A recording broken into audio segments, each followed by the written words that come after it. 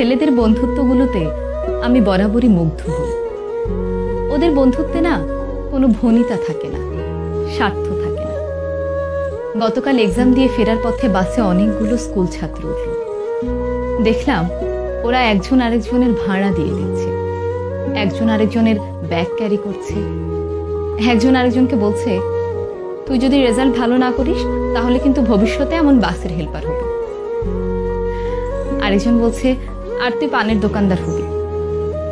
ওদের এই খুনসুটিগুলো দেখতে আমার বেশ ভালো লাগছিল।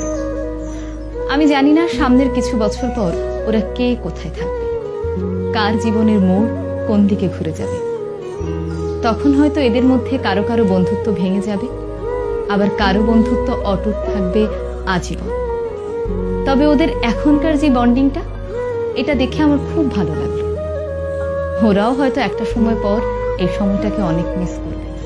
তবে যে যাই বলুক না কেন, ছেলেদের বন্ধুত্বগুলো অদ্ভুত রকমের সুন্দর হয়।